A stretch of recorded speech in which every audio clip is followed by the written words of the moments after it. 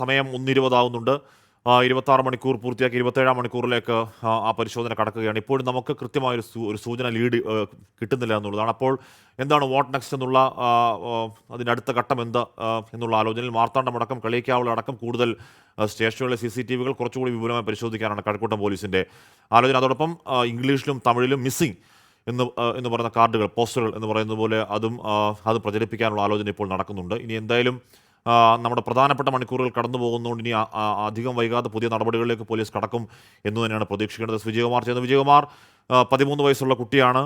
ആ സ്ഥലത്തെപ്പറ്റി കാര്യമായ ധാരണയില്ലാത്ത കുട്ടിയാണ്. കേരളത്തെക്കുറിച്ച് പോലും വന്നിട്ട് 1 മാസമേ ആയിട്ടുള്ളൂ. ഇത്രയും സമയമായിട്ടും ഇത്രയും പോലീസ് സന്നാഹം തിരയുമ്പോഴും ആ കുട്ടിയെക്കുറിച്ച് ഒരു സൂചനയും കിട്ടുന്നില്ല.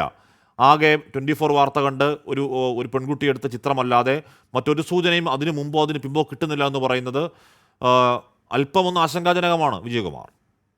ഹാഷ്മി, ഉറപ്പായും. കാരണം ഒരു ദിവസം കഴിയുന്നു ആ കുട്ടിയെ കാണാതായിട്ട്. സ്വാഭാവികമായും ആശങ്ക കൂടും. നമുക്കറിയാം, സാഹചര്യങ്ങളൊക്കെ അങ്ങനെയാണ്. ഇനിയിപ്പോൾ വൈകുന്ന ഓരോ മിനിറ്റും നിർണായകമാണ്. കുട്ടിയെ കണ്ടെത്താനുള്ള സാധ്യത അതനുസരിച്ച് നമുക്ക് പരിശോധിക്കേണ്ടി വരികയും ചെയ്യും. നമ്മൾ ഇത്രയും സമയം കന്യാകുമാരി എന്നൊരൊറ്റ കേന്ദ്രം അതായിരുന്നു നമ്മളുടെ ഫോക്കസ്. അവിടെയാണ് നമ്മൾ ഏറ്റവും അധികം സമയം, ഏതാണ്ട് 5.5-6 മണിക്കൂർ അവിടെ ചെലവഴിച്ചു. അവിടെ നിന്ന് എന്തെങ്കിലും ഒരു പുരോഗതി ഉണ്ടായില്ല. പുറത്ത് റെയിൽവേ സ്റ്റേഷന് പുറത്ത് ഉള്ള ഒരു മൊഴി എന്നതിനപ്പുറത്തേക്ക് ഒന്നും ഉണ്ടായില്ല. അകത്തും പുറത്തുമുള്ള CCTV-കളിലൊന്നുമില്ല. ഇപ്പോൾ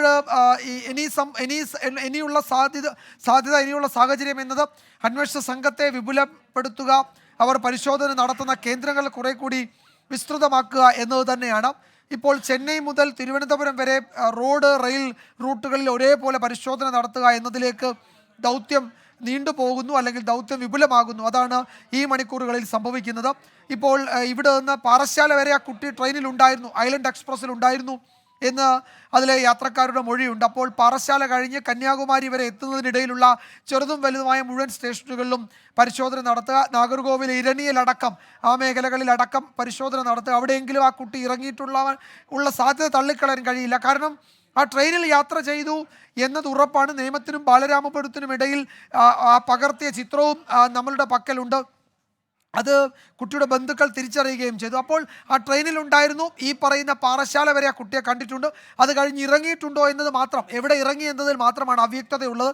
അതുകൊണ്ട് നമ്മൾ കന്യാകുമാരിയിലെ തിരച്ചിലിൽ കുറേ സമയം ചെലവഴിച്ചു. കുറേ സമയം നമുക്ക് അങ്ങനെ നഷ്ടപ്പെട്ടു. ആ മൊഴി നമ്മളെ ഏതൊക്കെയോ തരത്തിൽ ബുദ്ധിമുട്ടിച്ചു, വഴിതെറ്റിച്ചു അന്വേഷണത്തിലെന്ന് പറയാവുന്ന അവസ്ഥയാണ് ഇപ്പോഴുള്ളത്.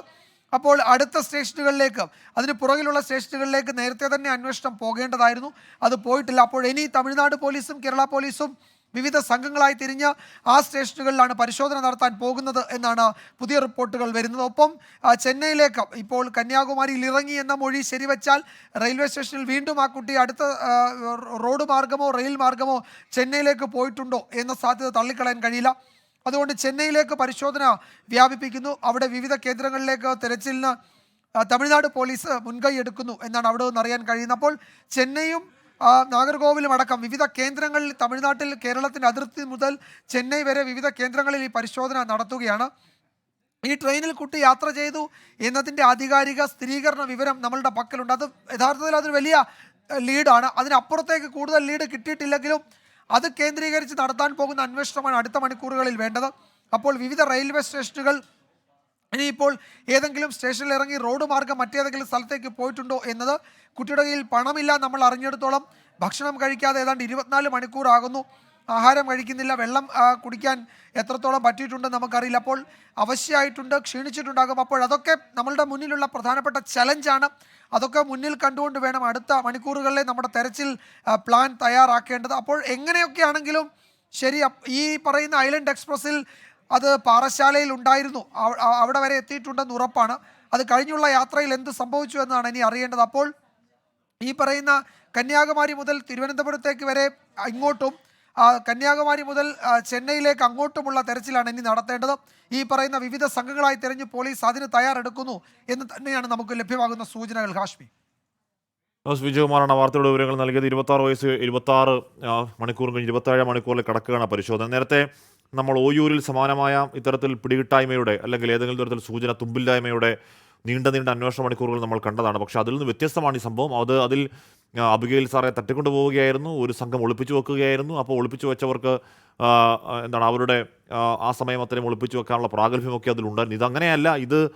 ഇതങ്ങനെ അങ്ങനെ ഏതെങ്കിലും സംഘമല്ല. ഒരു കുട്ടി സ്വമേധയാ വീട്ടിൽ നിന്ന് ഇറങ്ങിപ്പോയതാണ്. അത് അമ്മയോട് വഴക്കുണ്ടാക്കി, അല്ലെങ്കിൽ സഹോദരിയോട് വഴക്കുണ്ടാക്കി, അമ്മ ശകാരിച്ചതിൽ സങ്കടപ്പെട്ട് വീട്ടിൽ നിന്ന് ഇറങ്ങിപ്പോയ കുട്ടിയാണ്.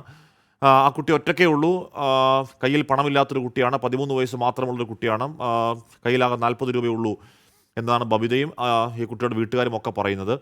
അപ്പോൾ ആ കുട്ടിക്ക് എത്ര നേരം അങ്ങനെ ഇത്ര പോലീസ് ഇങ്ങനെ വ്യാപകമായി വിപുലമായ അന്വേഷണം നടത്തുമ്പോൾ അങ്ങനെ കാണാമറയത്ത് നിൽക്കാൻ കഴിയും എന്ന കാര്യമൊക്കെ അത്ഭുതമാണ്. ഏതെങ്കിലും തരത്തിൽ CCTV-കളിലോ എവിടെയെങ്കിലുമൊക്കെ ഇത്തരം നമ്മൾ ഇന്നലെ മുതൽ നോൺ സ്റ്റോപ്പായി ഇടവേളകളില്ലാതെ ഈ വാർത്ത തന്നെ രാത്രി മുഴുവനൊക്കെ കൊടുക്കുന്ന ആ സമയം മുതൽ തന്നെ നമ്മൾ ഇതിൻ്റെ പിന്നാലെയുണ്ട്. അപ്പോൾ എന്തായാലും ഈ വാർത്ത കാണുന്നവർ ഉണ്ട്. ഒരു സമയത്ത് അല്ലെങ്കിൽ മറ്റൊരു സമയത്ത് ഈ വാർത്ത കാണുന്നവരുണ്ട്. ഈ കുട്ടിയുടെ മുഖം എല്ലാവരുടെ മനസ്സിലും പരിചിതമാണ്. അപ്പോൾ എന്നിട്ടും ഒരൊറ്റ ഫോൺ കോളിൻ്റെ രൂപത്തിലെങ്കിലും ഇന്നടുത്ത് ഈ മുഖച്ഛായുള്ള ആരെങ്കിലും കണ്ടു എന്ന ഫോൺ കോൾ പോലും വരുന്നില്ല എന്നുള്ളത് അങ്ങേയറ്റം അത്ഭുതകരമാണ്, വേദനാജനകമാണ്.